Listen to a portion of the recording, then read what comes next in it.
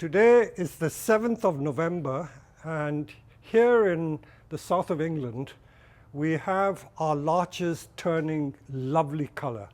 This is almost the peak of its color, this beautiful golden yellow. And as you know, the larch is called a drop leaf pine. The Chinese call it drop leaf pine, and the Japanese call it karamatsu. That means a pine that has no leaves. So karamatsu is the pine. I have mentioned before that in Japan you seldom see Japanese larch used as bonsai. I think mainly because most of the bonsai growing region in central and southern Japan is too warm for larch. They need very cold climate. So in the temperate countries like Western Europe and in, I would say, parts of the USA and Canada, larches grow very well. This is that very famous larch of mine. I collected it in 1974. I made it in 1974. So how old is that? That is nearly 47 years in the making. So I reckon this larch must be at least 60 to 70 years old. And I showed you pictures of it before. It started off live in quite a different style. It was originally like a windswept like that. And then over the years, I've decided to make it into a cascade. So this is how this particular larch is looking now. I broke this part off this year because it didn't look very nice. I could screw it back on. But that is the original piece. That was the main trunk, and this was only a side branch that was made into this tree. So this tree has been with me for most of my bonsai career, so I'm very proud of this. This one was the one that I did for Josh. It is called Bending an Impossible Straight Trunk, and this was absolutely straight, but we've created more than a 360-degree bend. If you look at the lovely color, in case some people thought this tree would not survive, look at it calloused. In just about 4 or 5 months, all this callus has taken place. And I dare say next year if I took the wire off, it would retain this shape. So this was absolutely straight. We managed to do a couple of double loops on it to give it that shape. So larch is such a satisfying subject to work on. Let me just show you 1 or 2 other larches that we have on the nursery. And then I'm going to take you to the field to show you how we grow our larches. And I'm going to work on 2 larches. So let's walk there. This is a larch which is really a tanuki. We used a false bit of wood and wrapped a young larch around it. So this is a nice compact tree, but extremely well made.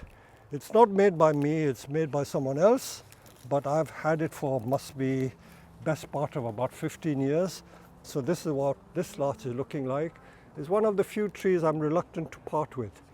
And I will now show you another very simple one, a very big larch, just done with some of our field-grown material. So let's move on to the next. Now this is a massive larch. I don't know why people love this one. It's got no real design to it, but it looks nice. It's just one great big garden tree. I chopped the top off, and then I have like a double pad over here. Look at the color. If you come close, you'll see the beautiful colors on this tree. There's a case for even making it a shorter tree. If I wanted to cut the top off or airlay the top, I can get a much more compact tree just using this part as the tree. But that's another design. I have customers, as I say, who love big trees, and this tree has attracted a lot of attention. So who knows, it may sell pretty soon. I have 1 or 2 other larches I can show you. Now these 2 larches I call the bookends. They're absolutely straight, and all we've done is wire the branches horizontal, and they make a lovely pair. You can carve the top. There's a case of either carving it or removing it completely, and you have a nice formal upright tree. And you can add small larches to that and make it a forest group as well. So these are some of the ideas. Now let's take you to the field. There's another one. And this larch has the lichen on it. For some reason, lichen seems to be very compatible with larch branches. So for some reason, the lichen tends to grow on larches and apple trees. They say that lichen is a sign of good air quality. I don't know how far that is true, but I don't like removing it because it looks so nice. It doesn't seem to kill the tree. Okay, we'll now walk to the field. While I'm passing by, I couldn't resist stopping the cameraman to take a shot of all these maple seedlings. Look at these, thousands of maple seedlings and all turning beautiful color. Look at them, absolutely stunning. So these will all become big trees in years to come. We also sell them for making forest and other young maples. So we'll now walk over there to show you what I'm going to work on. And let's have a look at the larches. You notice that a lot of the maples have shed their leaves. The ones growing in pots have already shed their leaves. So there's no leaf color to show. One or two still have color. But these are the larches which are just about turning color. So here you are. And some of them are so old that they're full of cones. So these big trees will become large garden trees or large bonsai. These trees were over 2 meters tall. In the spring I cut that off and grew a new leader. So this is how we developed them instead of letting them get too big. So all we have to do now to wire some of these branches and you've got the trees. So we constantly keep chopping the trees. Have a look at some of these.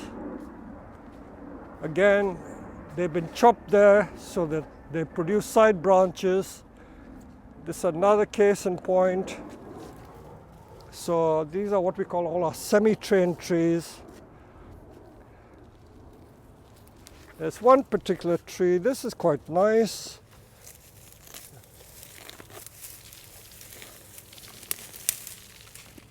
So all these trees have got enormous potential.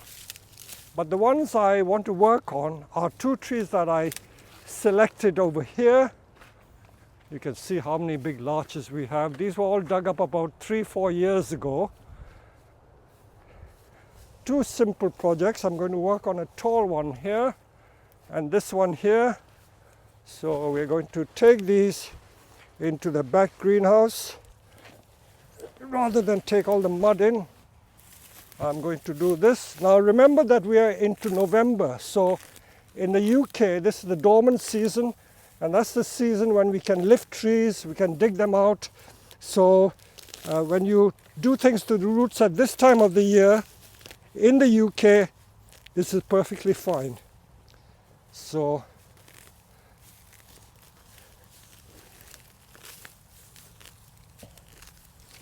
and these trees are just growing in ordinary soil, in the soil that is on the nursery. So we'll put it in a wheelbarrow and take it in. While I'm here, look at this other one. This tree, I cut the main trunk off. This is a side branch that has grown. So this is another interesting tree. So these are what we call all our semi-trained trees. So people buy them at this stage and they prefer to work on it themselves. So I don't always work on all of them because if I work on it too much, people lose interest and they don't buy the trees. So let's take these trees in and we'll work on it. So let's look at this larch. These are our field-grown larches. And I think that they are about 15 years old from seed.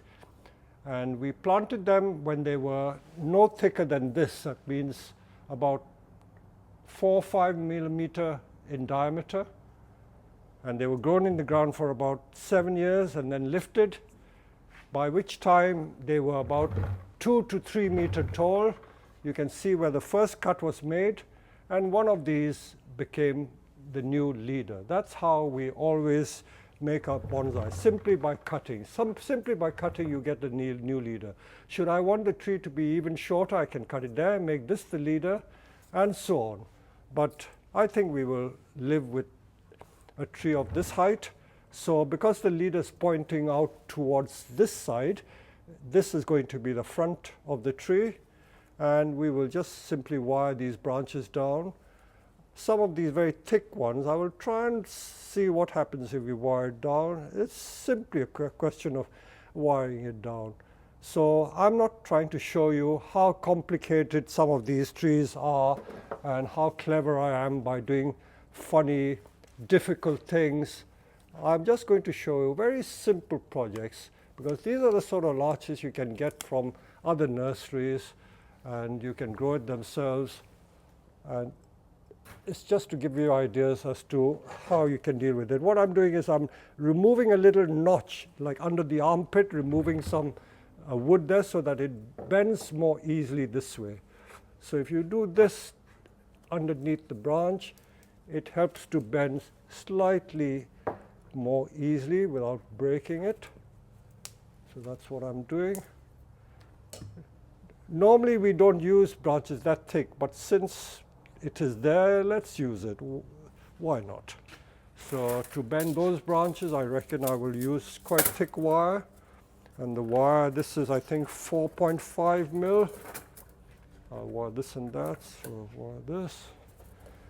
So the Felco secateurs you can still use to cut the wire using the notch. And I'm going to wire these two branches first. I always wire from the bottom upwards. Go around the trunk to give it stability. Once you've got an anchor, I can proceed to wire the second branch. So this is how we do our two-branch principle. This is the gin pliers. I think next to the branch cutter and the Felco secateurs, this is the most useful tool I find when I'm making bonsai. If you use the right grade of wire, it should bend the branch. Very important you use the right grade of wire. A lot of people try to be a bit parsimonious or stingy, and they don't use the right grade of wire, or they only buy a couple of grades. You should have as many grades as possible, because you never know when you need the correct grade for a particular situation. And if it doesn't hold, you can always put a second piece of wire.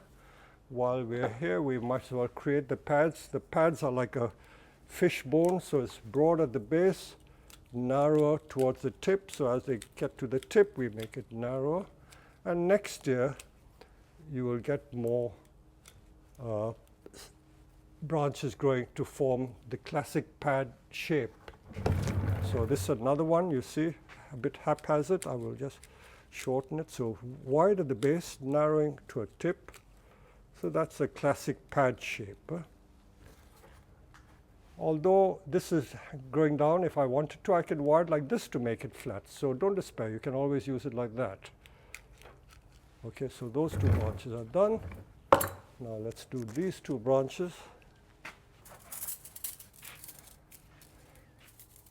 Some people prefer to use copper wire, which is firmer. Let's try this. This is copper.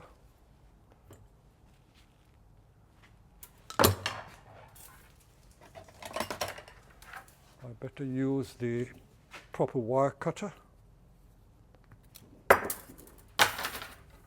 I think I've mentioned before that larches don't like to have their branches wired and then exposed to the elements in winter, because during winter, I changed my mind. This wire's not thick enough. I'll use 2 strands of the 4 mil. Yeah, if the wire is left on throughout the winter, the cold somehow transmits to the wire and onto the branches. And that does quite a lot of damage to the branches. It sometimes can kill a branch. So after wiring these trees, I'm going to leave them in my greenhouse so that it doesn't get extreme cold. I don't know whether anyone else has experienced this problem.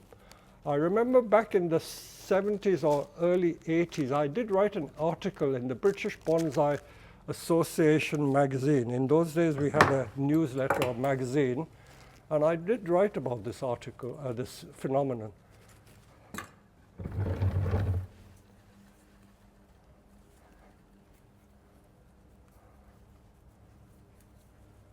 But this is where, if you have a lot of trees to practice on, you can observe how certain trees behave with certain types of bonsai treatment. So this is a classic bonsai problem. Classic bonsai problem. Oh, I notice I tore a little bit, but it should be okay. And that lead is going up. Now this is one case where I'm not looking for the instant solution. Many people, when they do bonsai, they want to see everything finished, and they expect to see a finished tree. You can do that. Certain situations permit that, but if you can't do it in one go, there's no shame in actually waiting for the tree to develop further. There's always time. I always remind people that in bonsai, when you're training your trees, don't treat it as a race. We're not racing against anybody. We're just developing the things and enjoying the trees as they grow. So please don't feel pressurized. Okay, so I'm going to now show you how I will wire each of these small branches. Just by putting them in place, they should be okay. One or two of the comments that I received on YouTube is that people have asked me, please explain why you do certain things at certain times of the year.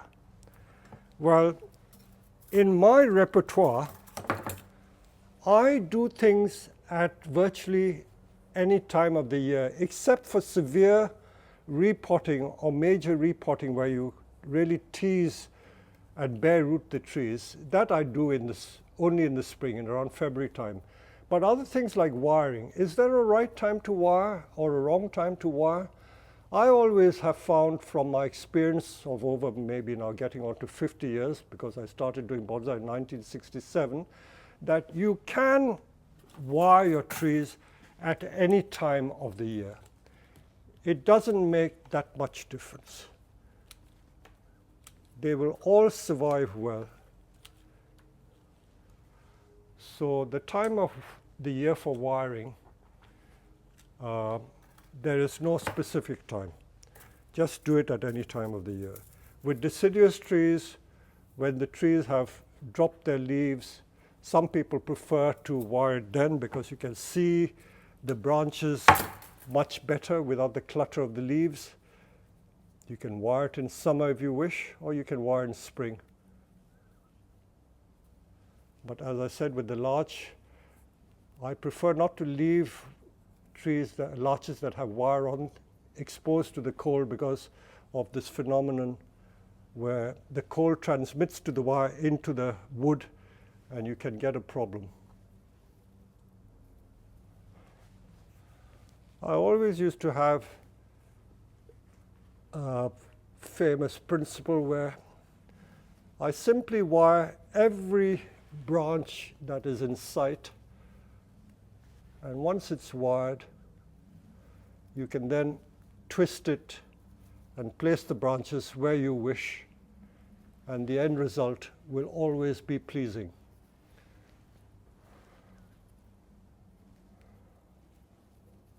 So this is precisely what I'm doing.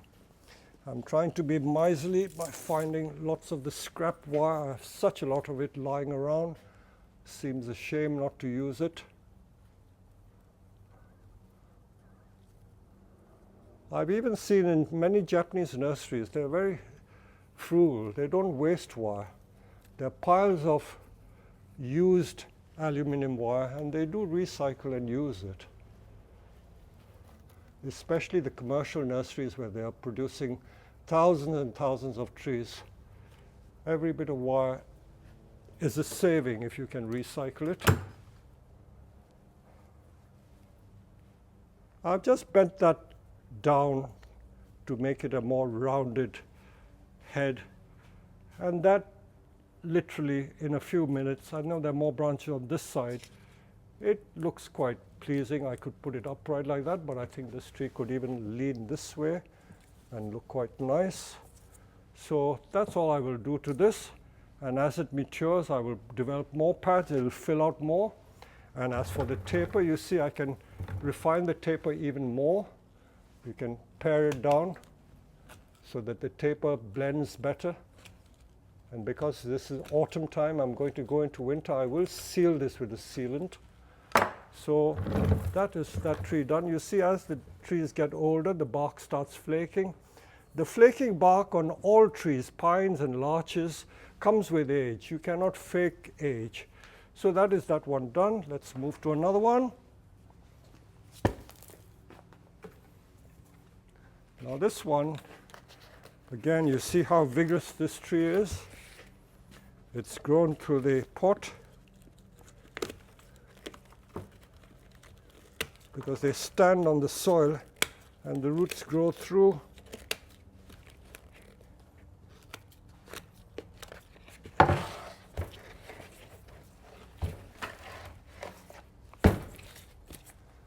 Now what can we do? You see again what we did. We cut the tree there.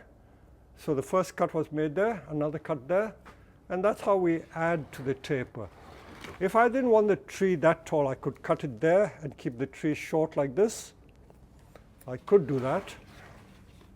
But since I've grown it that tall, let's keep it that tall now. It's growing that way. It's got a nice bend there.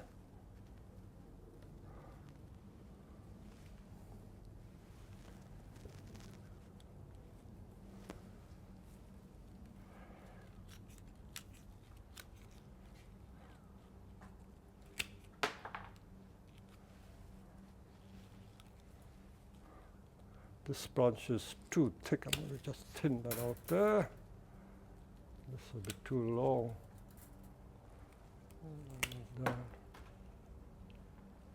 I'm just trying to see what the options are. You see there are new branches coming here. So if I wanted to make a more dense tree, see all these buds here, they will become branches next year. And I can get a tree with very low branches, then probably cut it off there and make the tree much shorter. But while I have it that tall, so I can even do this, keep the tree like that, but that's not going to be so interesting. That kicking back here is quite interesting, but it's getting too high. Maybe let's cut that off. I could make that a gin, but I'm not a particular fan of too many gins. Let's cut that off, and you see, look at the cones on this tree.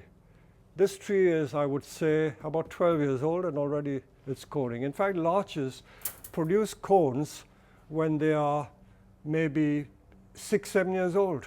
So again, all you need to do is wire the branches down, even the thick ones.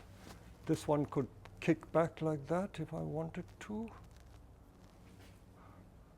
Or if I wanted to develop it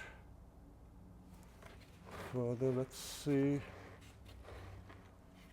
There are many, many options.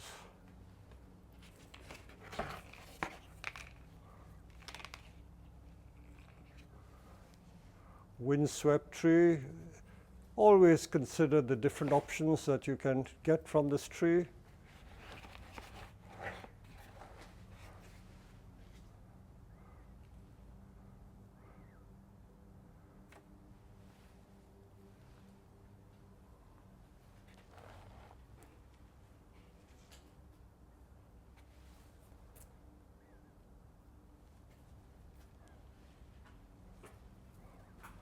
I'm just trying to see what other things I can do with it. Okay, that's a nice cone there.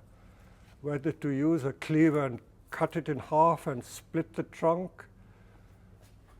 So many things go through my mind, but sometimes I have to resist the temptation of doing things just for the heck of doing it, just to prove a point. I don't think that is always a good principle. I think you should go with what the tree says to you, just because it is very plain. A lot of people, even in life, you can be a very plain person, but it doesn't mean that you're a bad person or not attractive person. Even plain, very plain, simple looking trees can be very attractive. So this may end up just as a simple, attractive, straight trunk tree with a bit of twist at the top, and it could still be very interesting. As I say, a more radical option would be to make this the new leader. If I bring a bag, let me just show you what I had in mind.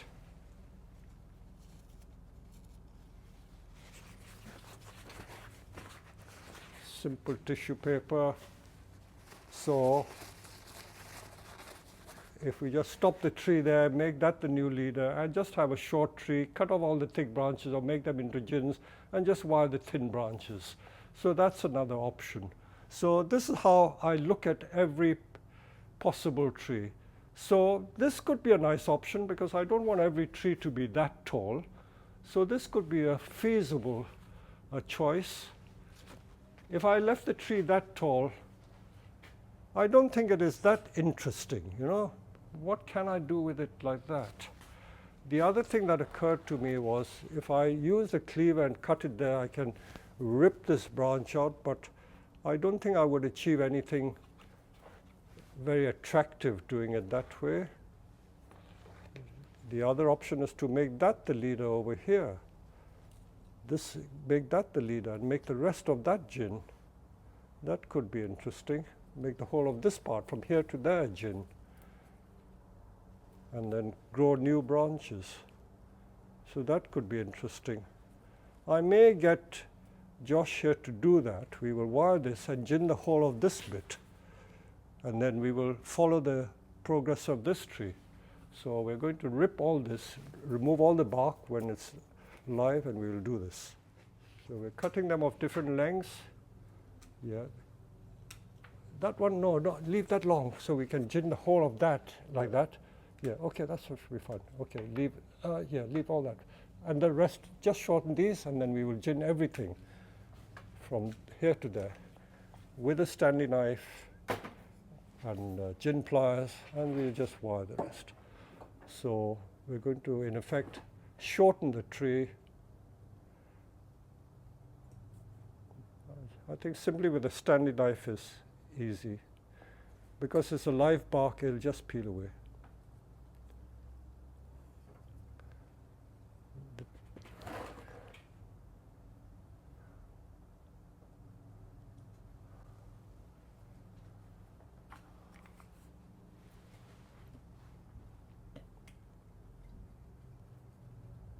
So that's what we're going to do. We're going to remove all the bark, all the way up.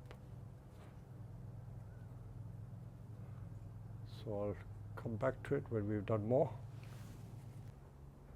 Right, let's see how far Josh has got to.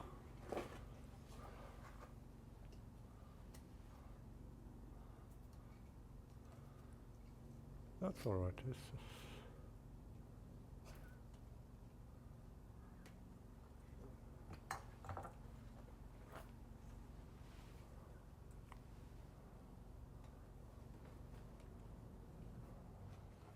So if you come close, we've changed the design.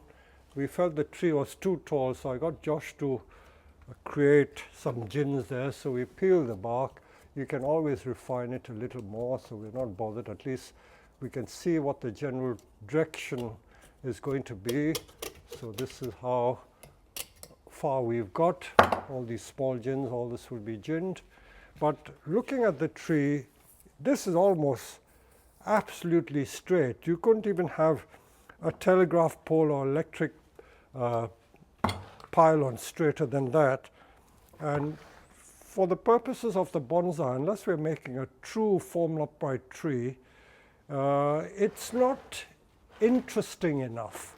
So how can I introduce a bit of bend? So let me see if I can split the trunk with the branch splitter and see what I can get out of it.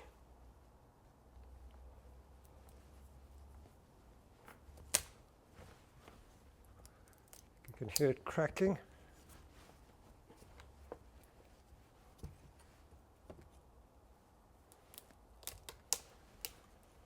Larches lend themselves to doing this sort of work. You split the trunk, no harm comes to it. Absolutely no harm.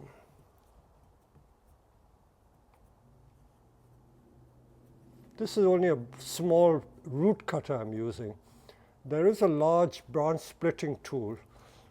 I don't want to open a brand new tool because I may only use it once and now I'll be wasting the sale of that tool.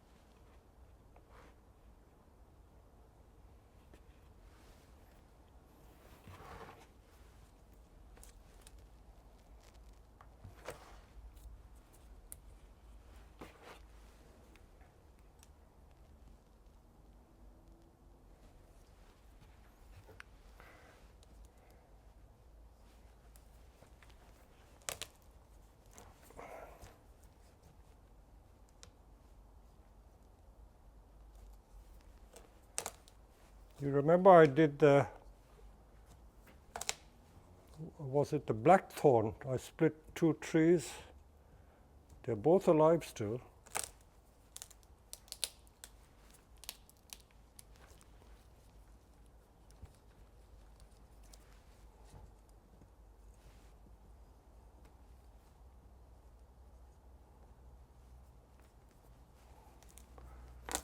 This is where I'm just extemporizing. I'm just going with the flow, as it were.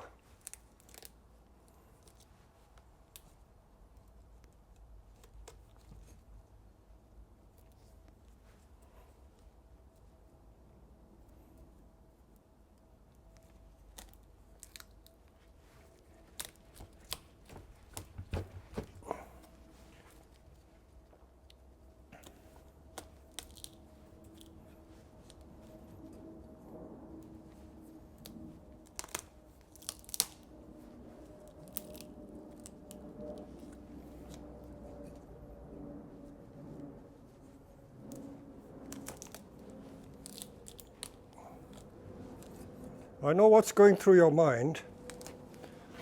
This is going to end up as a twin trunk tree.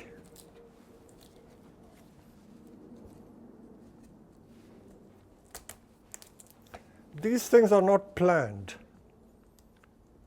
As I say, I'm just extemporizing. I'm not a jazz musician. I like jazz, and I like a lot of other free forms of art.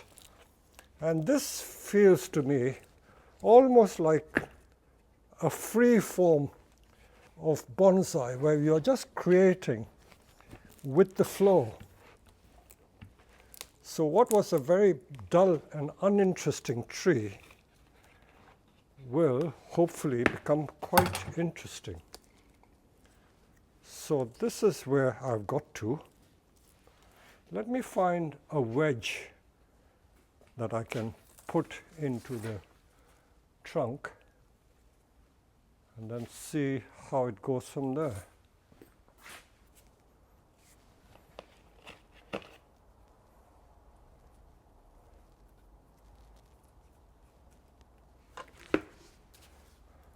Well, how about that? It's become more interesting than one single thick trunk. So let's leave it like that, let it grow. I may pot it into some sort of a temporary pot. It's got that beautiful gin there. So you must admit, what was a very boring tree has become a little more interesting with the twin trunk. So I've created a twin trunk out of nothing. So I may put it into a training pot. Let's put it in a training pot and see what happens, and then we'll see. Here we are. What was a very uninteresting tree has become a twin trunk made from one tree by splitting it down the middle, and with a very dramatic gin on one side. Don't forget, we've only done barely an hour's work on this tree, and we've achieved this result. So we'll follow the progress of this larch, and I can assure you by next autumn you won't recognize this tree. We will keep it in the greenhouse for now, and this will give it some protection. I've done some very rudimentary wiring, that's all, not a lot. And this should become very interesting. The way we split it, the wood is looking very natural, like tearing a gin apart. So we've just let this tree evolve in what we call organic fashion. So we're into the middle of November, and larches are almost about to shed all their leaves, and this is when they are really beautiful. This is, I would call it an informal upright tree, but I planted it in a semi-cascade pot, and it looks nice like this. We wire and rewire all the time, so this tree would be at least about 20 years in training. Just look at it from every side. It's also nice from this side, but it's receding. You can't see the trunk line. This is the back of the tree. I need to develop the head a little more. Ramification could be improved a lot. So many of these trees, we continue working them over and over again because they're long-term projects. No tree is complete ever. So this tree has still some way to go before it is really nice. But it's nice nevertheless. Let's look at another one. This is yet another larch, and the style, if you want to categorize it, would be almost like a literati because it's a tall tree. And it's again one of these field-grown trees where we've taken a side branch, wired it to the left, and then the tree is made because we don't want them too tall. And while I'm in the back greenhouse, I'll walk to another little composition which our friend Padma Priya did. He used one of the groups that we had created some time back and put it on one of these slanting pieces of slate and created a composition like that. So that's a nice large composition. Let me just go closer and have a look at it. There you are. It's meant to resemble a forest growing on a slope. This sort of theme has been used by many people, and I think it was initiated by the great Kimura with some Hinoki cypress. But you can always create on a theme and make it look nice. While I'm passing by, this is the juniper that nearly died, and look at it, all new growth coming. This is a long-term job, so certainly not dead, very much alive, very much alive. I never miss an opportunity, and this is a beautiful shot. The sun is shining at a low angle onto my white wisteria. Leaves are just about to fall. What a beautiful sight. I came out to video the larches, but I've got distracted, but it's a nice distraction. What a nice distraction.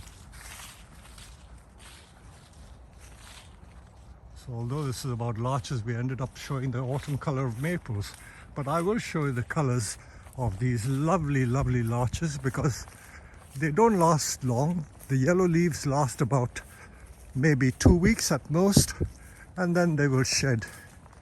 So let's take you to the larch field again. These were grown in the ground, mind you, for many, many years, then dug up about 5 years ago and potted up. I think I've potted a few more in the ground because unless you pot them in the ground, you'll have to wait ages for them to thicken. Whereas if you plant it in the ground, they thicken much faster. So we are approaching the larch area.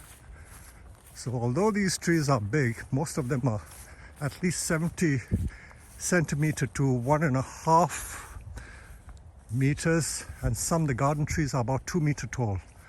But they can all be converted into very nice bonsai, or for that matter garden trees. So these are the larches, lots of them, lots of them. You can cut them down to half the height and they would still make nice bonsai. So these are the larches.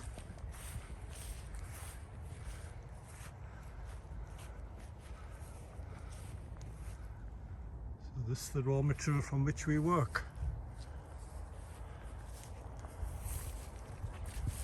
So there's plenty more material for my YouTube videos. So I hope you will experiment with larches yourself. So all these old craggy larches have been grown here for years.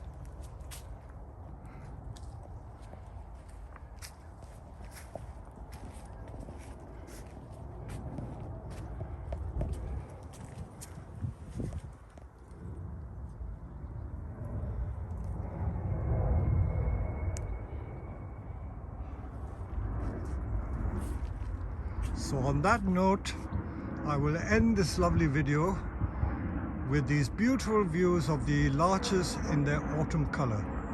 So I hope you've enjoyed that one.